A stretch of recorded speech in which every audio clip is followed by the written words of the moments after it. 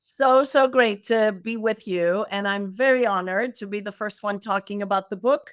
I made sure to pack it and brought it with me as well. And I have a few things to point out. Oh my gosh. Well, Tatiana, I'm so thrilled you're here. And I know I did a quick intro of who you are, but please tell the folks who don't know you and the amazing work that you do what you do. Thank you so much for inviting me, Jessica. I am Tatiana Kolovou. I'm a LinkedIn instructor. I'm a professor in management and entrepreneurship department, the Kelley School of Business back in Indiana. So I do a lot of breaking down concepts, learning how to teach them, trying to teach them well, understanding if my audience is an executive education learner, if it's a second year undergraduate student, if it's an MBA trying to career switch. And I'll talk about audience analysis soon, something that Jessica discusses as well. I live kind of right now, I'm in Greece, which is my native country. I'm also not a native English speaker. So I have some tips and thoughts for all of you who may struggle a little bit with presentations in a different language. And like with Jessica, having grown up in a different culture, I do understand and do a lot of teaching around cross cultural communication, how big of an influence culture has on who we are and how we show up. So we'll talk about that as well. And this is why I wanted you, Tatiana, to be the first guest on our book launch series around the book, because you're right. I Honor. think culture definitely plays a huge aspect, and not just talking about like even if you grew up, for example, like, I'm in the States, Tatiana, I know you kind of like fluctuate between the two, but even though Mhm. I consider myself American, for example, in many ways, I still Mhm. consider myself very much influenced by my Asian culture, which absolutely Sure. affects my communications. So, For sure. let's get started. Like, I do want to talk about the book because you've also been able to read a few chapters because I was Yeah. able to Yep. send Tatiana an advanced copy. And I guess just a really quick high level question for you, Tatiana.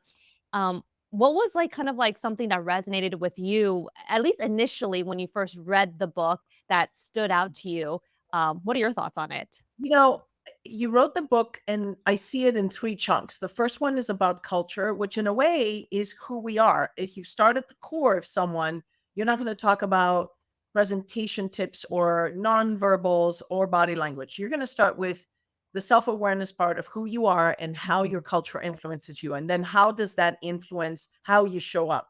Then the second part of your book is that part about self promotion and self advocacy and self communicating yourself to the world. And you have some great stories around that. And then Mhm. an external layer, which comes third, sort of the third chunk, is the visual, verbal, and vocal, pretty much tone and body language that you talk about, and words that you say, which as a journalist, you know so well. But I would never flip it because it wouldn't get your reader's attention. We all come from different places. And you said it in a way where we identify with you and say, how would it be for me? What would I do? And what were the experiences that Jessica experienced or learned as she realized, like, oh, this is not what everyone does. And this is why I had a harder time talking about myself in your quiet upbringing. Yeah, and that's actually one of the constructs I have. So I don't label it like by regions or by countries of like certain like communication styles. I actually categorize it into two categories. I talk about being raised with quiet culture versus loud culture traits. And of course, there's a lot of nuances. Like, of course, it's a bit generalized, but there are nuances. I recognize that. But at a high level, quiet culture and loud culture is like, quiet culture is like if you are raised to not talk about your work, if you are For raised sure. to be humble, be For modest, sure. don't talk about the things like that you are proud of because you don't want to rock the boat, right? I call these Sure. quiet culture, not doing presentations. Like that is definitely that is Right. like you're in a quiet culture, you're not encouraged to raise your hand and do presentations. But in a Sure. loud culture, right? It's like put yourself out there, talk about yourself, a socialized network. And let me tell you, the bridge to kind of like, marry the two, that was hard for me. So that For that sure. that's my personal story. And I'm actually curious Yeah. for the folks who are joining right now, how do you kind of feel like you are? Is it quiet or loud, or is it actually in between? Let us know in the chat function, which I want to ask you then, Tatiana. I know with Greek culture, because you're very much I think you're born and even raised, Born right? and raised. Yeah, went to high school, left the country to go to school and college. So a lot of my formative years happened here. And I have to say, Greek culture is loud from a Mhm. expressive standpoint, but Greek culture is a very humble, proud.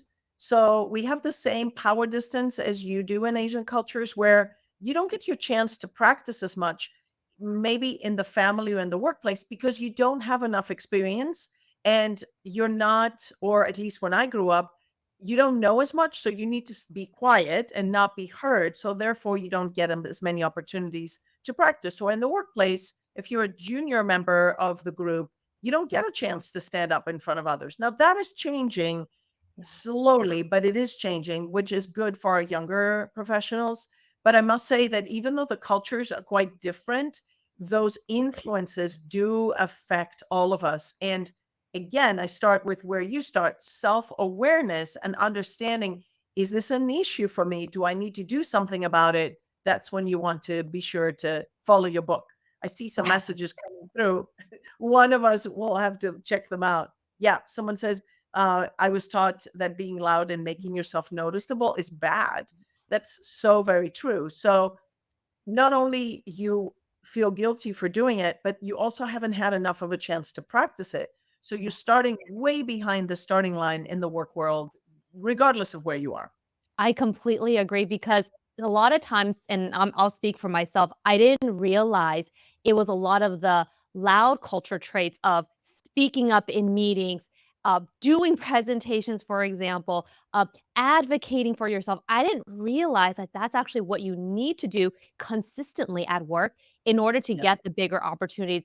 I remember there's a whole story in the book. I think you might have read this story, Tatiana, where like I asked for something and I told my manager I want to do it and he says yes. And then the Mhm. day the project comes, he gives it to somebody else. And I Yeah. talked to him about it. And he said that and I truly believe it's the case, but he handed the project off to somebody else because he completely forgot that I mentioned that I wanted to do it, but that other person kept reminding him and All the kept time. talking about Mhm. it, And I think it's like a lot of these little human to human dynamics that happen in the workplace, but you're like, "Why didn't I follow up? Why didn't I speak up more?" Right? But at that Yeah. point, you're like, "Oh, it's too late."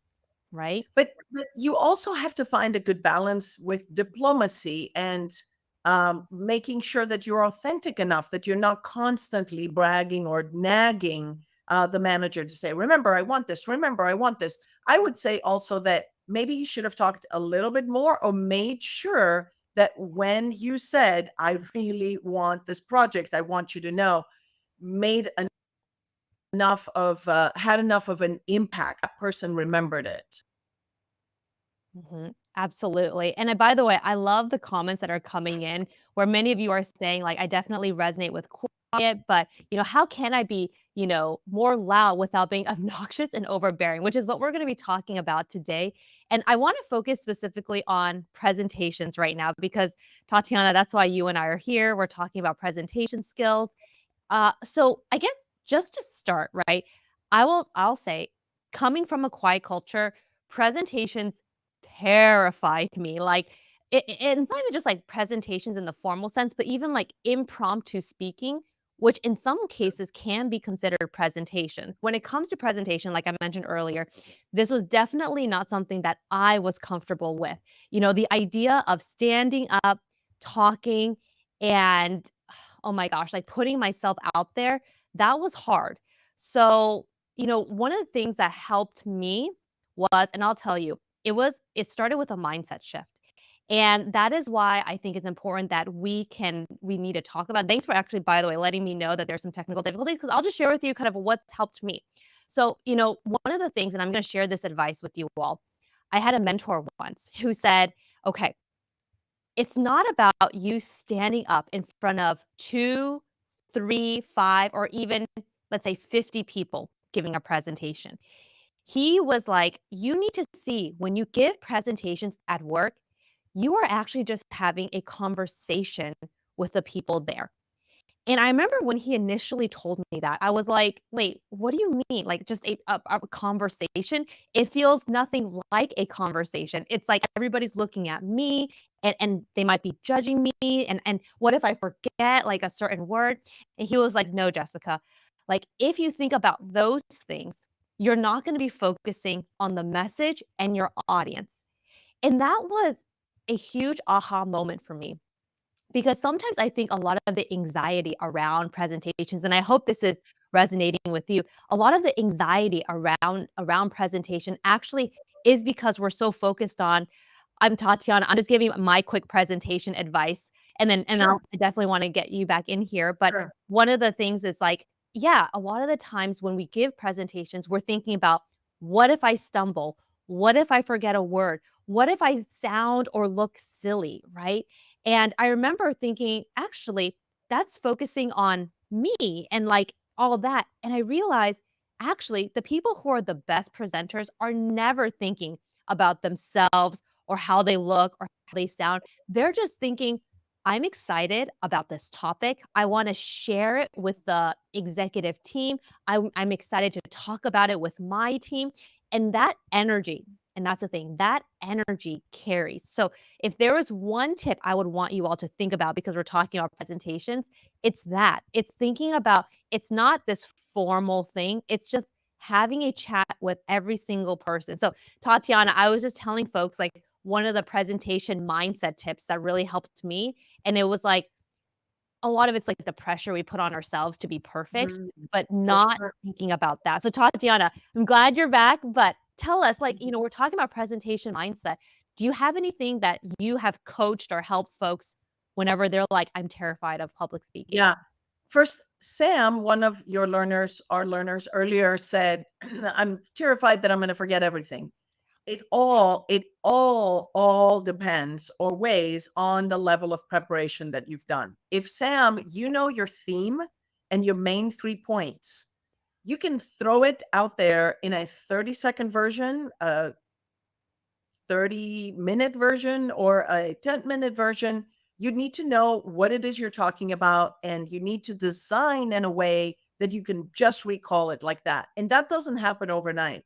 I'll tell you that the best way to prepare is having some of your buckets or your talking points. Your theme can be the umbrella of what it is you're talking about. And then you have maybe your main 3 points. Take the 4 by 6 cards with your main points in the car and start. I would just start my Apple Watch and I'm driving and I practice and I want to know how long it takes, because if you've ever done times talks where they say you have to speak for 18 minutes on the spot, or maybe you start the timer or the audio, the voice memo on your phone, and you record yourself, then you switch the cards around so that if you don't start with your first point, you can find your way around. But you cannot do this on the fly. You cannot do this in an impromptu way. You must have the correct structure of your headline, how you're starting, your main theme of what you talk about with the strong so what for your audience, your main 3 examples, benefits, takeaways, whatever it is, and close with a nice bow the presentation to connect it back to how you started, whether that's a story, an example, a statistic, or whatever it may be. But again, you have to practice all this. So when all the wheels fall off the bus and you get nervous, you know how to tie your shoes. I love that.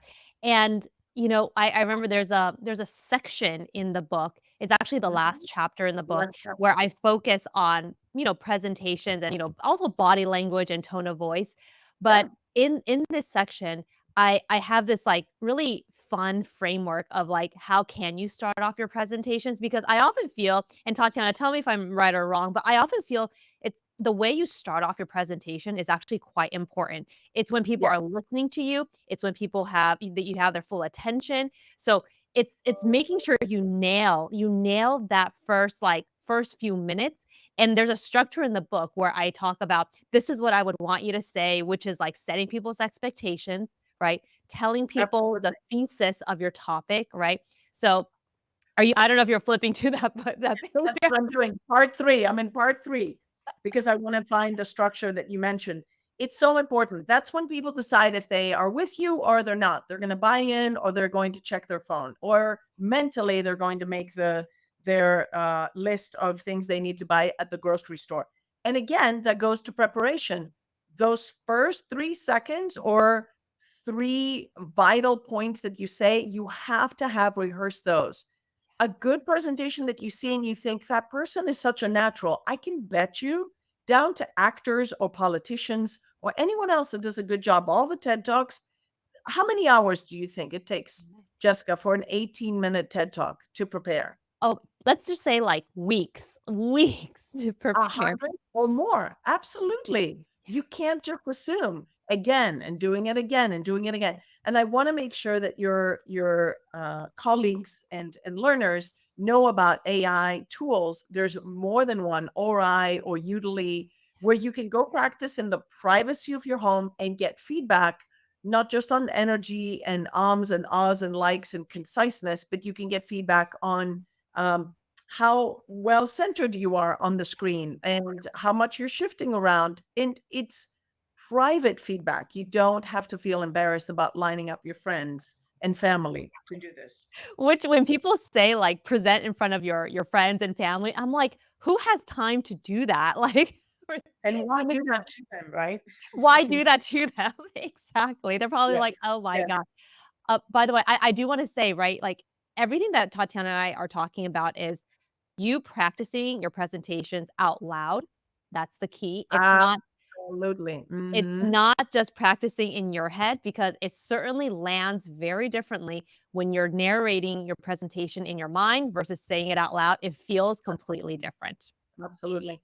And practice in the space where you're going to be. If it's a seated presentation like this, practice this way. If you're standing and you need to project in the room, practice in that way. So even if you're in a call where you can't see faces and you need to project your energy and your intonation, practice that way. I have to tell you, Jessica, I just was at an event where last year I was the closing keynote, and it was a 30-minute closing keynote in Greek.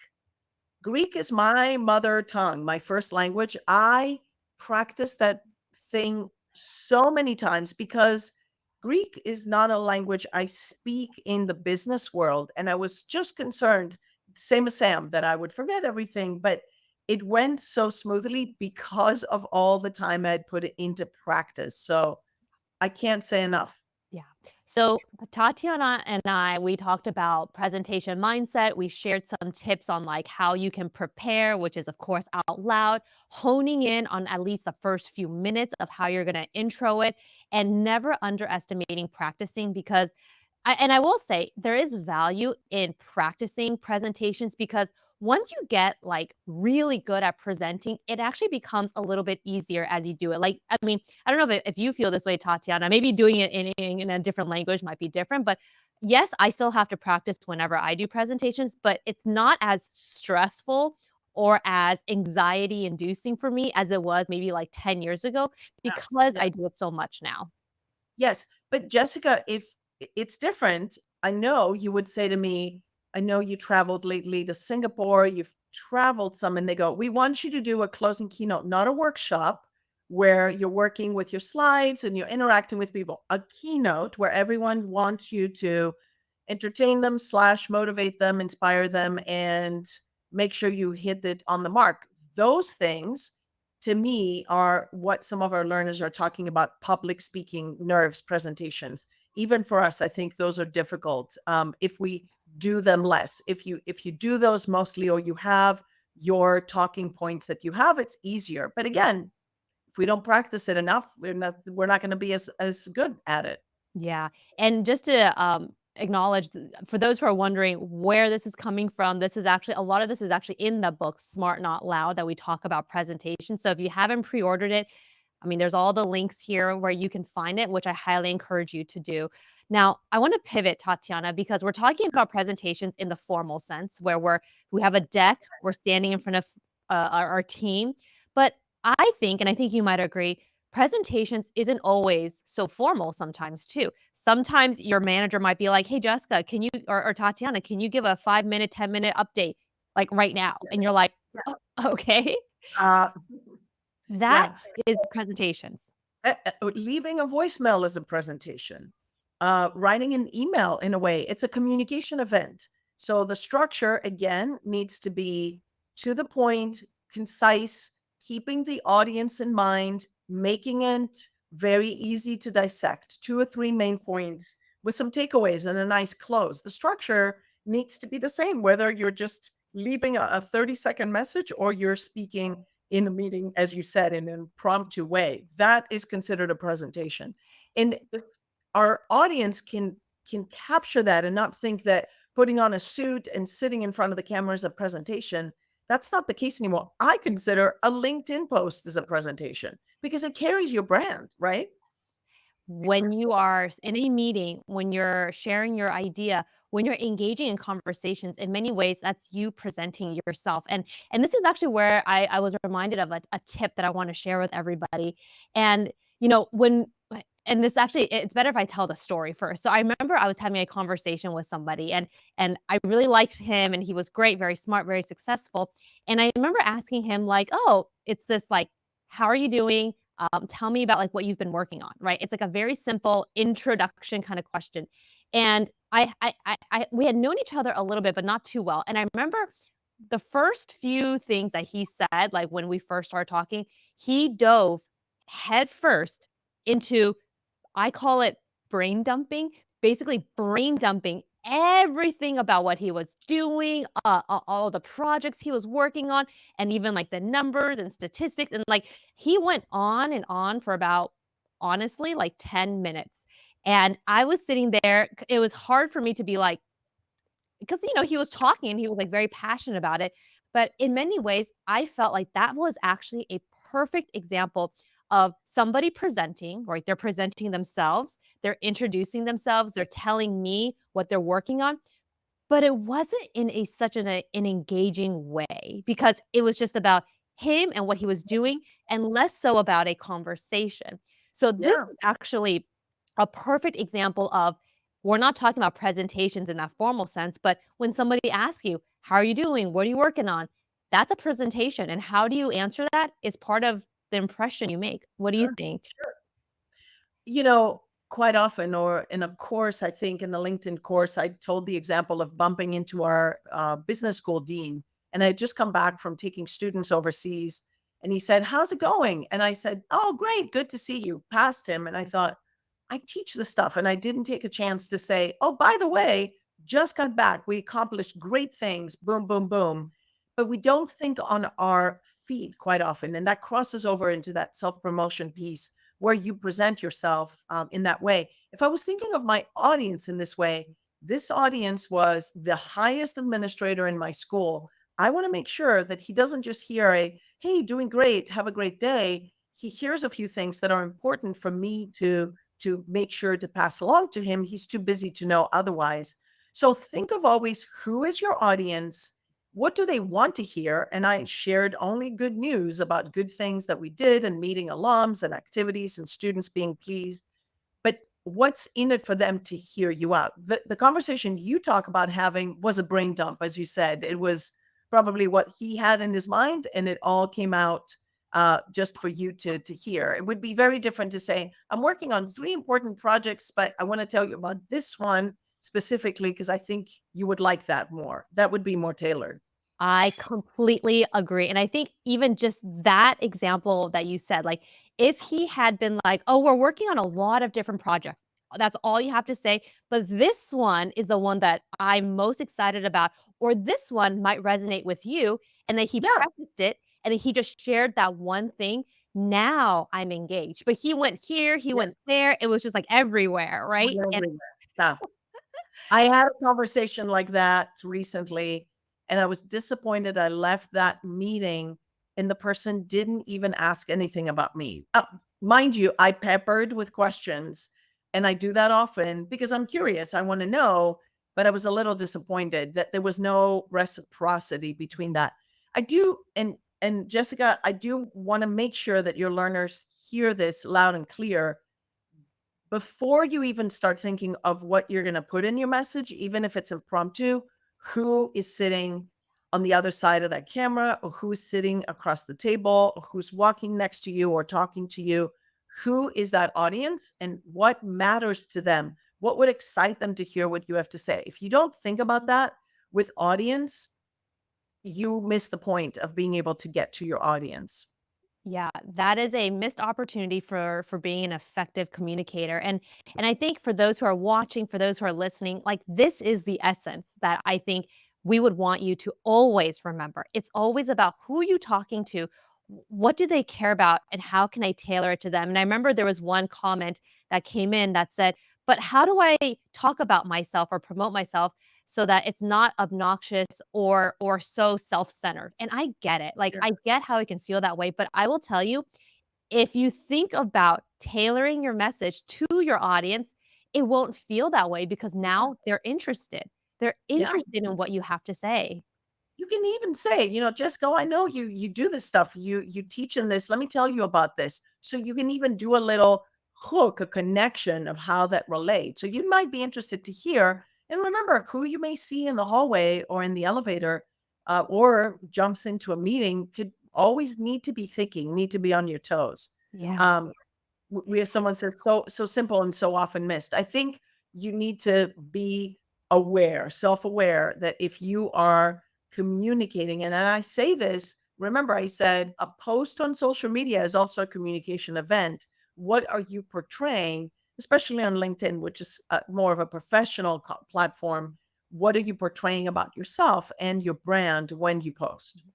And I think I want to share this really small anecdote because I think it also highlights the mindset shift that is quite important. So, coming from a quiet culture, I always thought that you also just ask questions too, in the sense where if you're talking to somebody, you don't really talk about yourself because A, you don't want to draw attention, but B, it's kind of like, you don't really, again, it's that more humble mentality. So instead, you focus on like just asking people a million questions, kind of like what you mentioned earlier, right?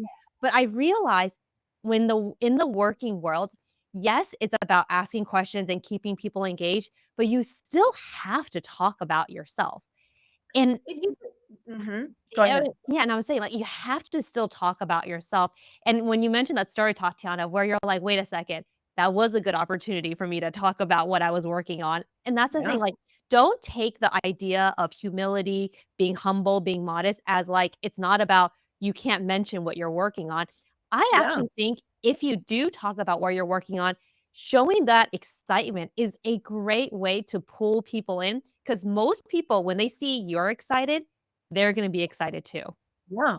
Think of it's part of building rapport with links. If you and I start talking about something we're interested in, and I say, tell me about your book. And then I may say, oh, I'm also working on a project I want to tell you about, and maybe you can help me think this. So now I talk about myself, but I'm incorporating that in part of what you were talking about. Or at the end, that you can say, this all sounds really interesting. It reminds me of this. Or I know a person you may want to meet. So you become more of a resource person. That's also building credibility and the connection and bringing value to the relationship. But again, you're right. You shouldn't be keeping yourself quiet by asking questions. People love to answer questions. You learn more about your audience when you ask questions, but you definitely need to be sharing a little bit more about what you do. And I'll tell you, I definitely learned this when I was a journalist because in many ways, when you are a journalist, you ask the questions and you kind of hide behind and in many ways, you're Mhm. supposed to. You're not really supposed to also share your opinions when you're covering an issue. You're supposed to be very neutral. But I have to say that was actually very difficult for me because I was like, in many ways, I thought I could hide behind the questions that I asked. But I realized in doing so, I missed a lot of those connection points that you talked about. Yeah. And Yeah. those connection points can be what you just said, Tatiana. It can be like, "Oh, you're talking about this. I actually, for example, just read an article Yeah. similar. Let me send that article to you," Yeah. right? And then You bring add value. Mhm. exactly, and then add your own two cents on your opinion, and that is a great way for you to show other people your thoughts, your feelings, and your perspective. So, I think a lot of these tips that Tatiana and I are talking about are very subtle because Yeah. communications many For times sure. is very subtle, For but it sure. is very powerful, For very sure. powerful. Can I ask you, Jessica, did you find yourself that having an easier time writing versus speaking? Because we're talking about public speaking. And in a way, if the actual act, because I saw many of your learners are from different parts of the world, and the difference in language may also be an issue. Part of communicating is putting together a well-crafted message or a note or a private note on LinkedIn. Did you have an easier time putting your words or your thoughts in writing versus speaking? Was that more difficult? I think the feelings behind both are different. So I think the act of speaking it's a lot more daunting, right? Because you're putting yourself out there. It's on the spot, right? People Sure. you feel like people are looking at you, they're judging you based on what you're saying immediately. But with writing, right? Oftentimes you have time to think about it, delete it, edit it, and then Yeah. send it, Yeah. right? Yeah. So, I will say the mindset is a little bit different, which is why I know a lot of folks who tend to be even more introverted, for example, they certainly prefer written communications or even one-on-one communications versus Sure. in a big setting. So, I Yeah. totally get that, but I do think if we wanna succeed in the working world, we have to be able to do both seamlessly and navigate both seamlessly. Absolutely. Um and that's why we have these sessions, honestly. It's Yeah. because to me, I know, and Tatiana, I'm sure you can agree, communications is a skill, meaning you can improve. Absolutely. And that's why we do these sessions. Sure. I want to give two pieces of advice to your learners. We do a lot of improv activities and sessions, even to get our students or executives to be able to forget about what they're saying, but get used to sort of that chaos in their mind or having to make decisions or flip in a different direction. That's always a good training skill. I mentioned two, and I saw one of your learners was asking for these apps or the AI tools. One is ORI, ORAI. It's a tool that gives you feedback, that takes your recording, that shares information as it relates to public speaking. The other one is Udily, YOODLI.ai. What I love about Udily is that if you go and present your 2 to 3 minute idea or your 2 to 3 minute pitch about yourself, you're talking about yourself, it generates three random questions that you can still stay recording. You can look at the questions and randomly or improv or impromptu speak to the questions that the AI tool is generating on your content. Could you find a better place to practice impromptu speaking on a content you know? I don't think so. So do it. I highly recommend, and like I said, you don't have to bother your friends or your family to be like, "Can you watch me to present?" You just do it privately. Okay, Or I your wanna parents, they'll always be like, "Oh, you did a great job," and they don't know one thing about what you're talking about. 'cause they're probably, like, nervous presenting themselves too. Exactly. Okay, so I wanna pivot to one question, but before I pivot to this one question, I wanna let everybody know who's listening and watching that, this session is for you. So if there's anything that comes to mind of you're like, "Oh gosh, I would love to ask Jessica or Tatiana this," you know, let us know. Like, let us know. Like, we're here. We wanna help you. We wanna help you excel in this skill. So please, like, I mean, you can use a chat function or you can, message us, whatever it is, please let us know. Okay. A lot of And times I will go back, this is on our LinkedIn. I usually go back and I answer questions that we don't get to, the questions on the AI tool. Yes, Sam's on top of it. But if they want to ask us a question we don't get to, we'll go ahead and answer again. exactly. Okay, so one of the things that I wanna ask, and this I get this question a lot, so I feel like it's quite relevant, and it might resonate with Mhm. those who are listening, is, okay, how do I respond if people keep interjecting me if I'm presenting, for example, or if, like I said, even not in a formal environment where I'm talking because 'cause I'm presenting or I'm sharing an idea, but somebody keeps interrupting me, and Yeah. it's of course, it's rude and it affects your train of thought, but, like, do you address it? What do you do? What are your thoughts on this, and how do you go about approaching this? It depends on who it is. It depends on how big the audience is. And you don't want to assume ill intent, but say we're in a meeting with five others and you keep jumping in. I'll say, Jessica, I have some thoughts prepared that I wanted to share. let me finish if you don't mind, and I'm sure we can discuss the questions that you have. Is that okay?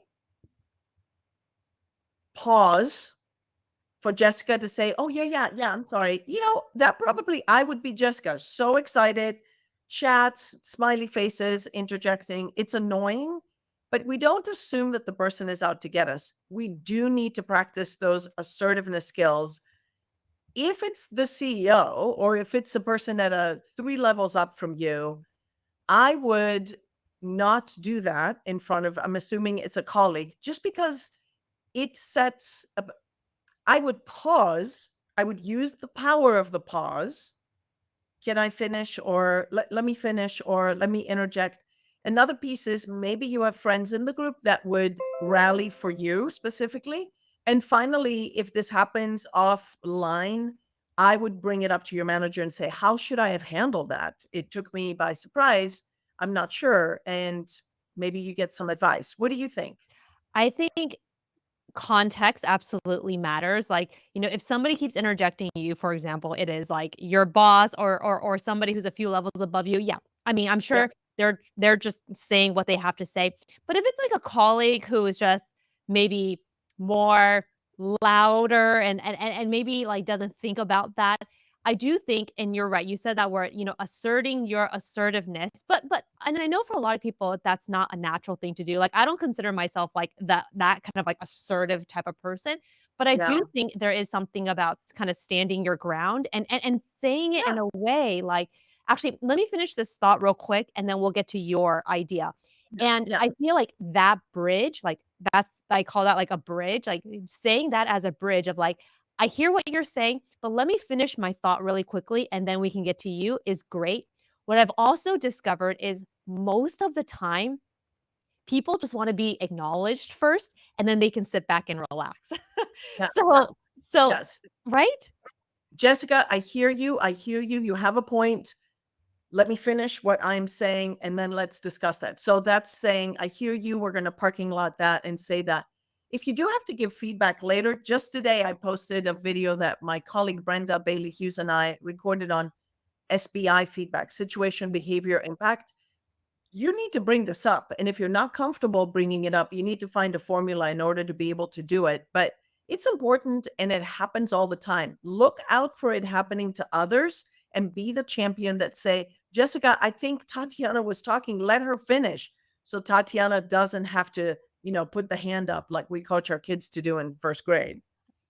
I love that, and I love that tip where we're also standing up for our colleagues too, like, if you right? It's like, "Hey" yeah, like, and you just gave that example, like, "Actually, let Jessica or let Tatiana finish her thoughts first," right? Yeah. And just having that external person, and you can be that advocate too for somebody, Yeah.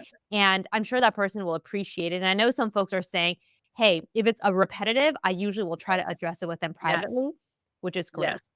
Yes. Again, don't assume ill intent. They may not know that they're super excited and doing it, and everyone knows it, and no one has talked to them. You be the one. Yeah. What I love about putting together these sessions is, we're talking about communication, specifically about presentations, and I think a lot of the things you and I are talking about, like, I don't think any of this is like, "Oh my gosh," like, mind-blowing new, but I do think it is so important to hear from time to time of like, "Yeah, that is right. This is how I should approach communications. This is how I should think about communications." And I feel like the fact that everybody is here and listening and engaged, I mean, Yeah. you are like way above others in that sense where you're keeping this top of mind because how many of us and how easy is it for us to go into work every day and just do the work and then what? You experience this communications friction, right? Yeah. So I think this is fantastic that you are all here. So I want to see if there's any other questions that we can help answer. Otherwise, as we wrap up here, which I cannot believe we're saying this, as we wrap up here, Tatiana, I want to say is there any last minute golden nuggets? I call them golden nuggets, which by the way, if many of you don't know, gold is one of my favorite colors. Hence, this is why it's gold here. That's why the book is like a gold frame. Golden nuggets that you would want folks to walk away with today about how they can master public speaking skills. And I know we covered a lot already, but anything that sticks out to you that you want people to know? Train yourself on a regular basis to cut down a message to 3 or 6 words. How can you wordsmith something that catches the attention, a headline of a newspaper. A situation happens, you start a meeting. Can you use 3 to 6 words to get started? And even if you need to use and do this exercise every day, you're journaling, how would you describe the day yesterday? Or what's the game plan for the day today? Continue to run that drill through your mind, because it's also a muscle that you let become weak. It's a muscle you can strengthen and train. And that whole piece of being able to say the right thing at the right time, it's a point of training it. And I ask you to do it on a regular basis. I love that. And I think if I were to add to that, if there's any one thing that I would want folks to take away, it's really this, it's knowing that giving presentations, for example, since that's what we're talking about today, I think that is a great way if we can get over the nerves of doing it. It is a great way to, I call it highlighting your genius. That's actually a phrase that I like to use. When you put yourself out there, when you talk about the work you do, you're letting people know about you. And it's not selfish, it's not self-serving. It's actually just showing people that you care about this work. And I think this was huge also for me to realize early on, because again, I was of that mentality of like not being in the spotlight, not putting myself out there, perhaps rubbing people the wrong way if I do.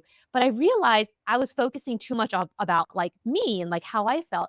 But it was more Yeah. like if I put myself out there and I talk about the work and I do it in a way that shows that I'm proud, that I'm excited, again, you will find people will be just as much as a cheerleader for you, much more than you might expect. So, putting yourself out there, highlighting your genius is what I would want folks to always think about, because that can accelerate your career. Career. Absolutely. My gosh. Okay, Tatiana, if folks want to like stay in contact with you, reach out to you if they want to ask you questions, how? Sure. Reach out to me on LinkedIn. I also have a newsletter called Stronger, literally helping you deal with communication situations in the work world. Just this past month, I wrote about listening in a virtual setting. Next month, I'm working on asking questions that stick. How do you ask the questions to gain the information, but making sure that you take advantage and you promote yourself in a way as well? So all of the stronger topics are communication, most all of them related. And reach out on LinkedIn. Thank you so much. So many people from around the world, but I'm not surprised. You have a very really wide cast of influence and good friends, Jessica. Yeah. Thanks for having me. Of course. And one quick thought as we wrap up here. So, like I said, this Smart Not Loud book launch series is a series, meaning there's going to be a few more of these. And this one with Tatiana, yes, it's our first one. So, I would encourage you to join our upcoming ones. Our next one is actually going to be focused on communication tips for introverts. So, this one was about presentations in general. The next one, which is in about 2 weeks, is going to be about if you resonate with as being an introvert, which is also me, we're going to be sharing our tips on how you can communicate if you tend to be more introverted. And I have two fantastic guests, and we're going to be doing a whole session about that. If you want to register for that, the best way to do that is to go to soulcastmedia.com/live. And that will basically let us know you want to attend more of these events. And we'll tell you when these events are, and you just register. Otherwise, the only last thing I can say is if you've loved this conversation and you want to learn more about being smart, not loud, this is the book. And that's why we're doing these sessions, because I want you to know that this is a resource for you. It's coming out, the date's coming out, it's actually July 9th. So it's going to be available worldwide. You can pre-order it now. And as part of our celebration, so to speak, we are doing this live series, but we're also giving away some bonuses. So if you purchase it now, we're going to allow you to download some notes immediately. And there's going to be some private workshops I'm hosting that you get access to. So if you're interested in that, pre-order it so you can go to those workshops with me, which are coming up soon. Thank you so much all for joining. I hope you're able to find the session insightful, walk away with some golden nuggets, and just keep these things top of mind. Now, I hope to see you at our next event, which will be in about 2 weeks. And Tatiana, thank you so much for joining us. And thank you all for listening. And I will see you all soon. Take care, everybody.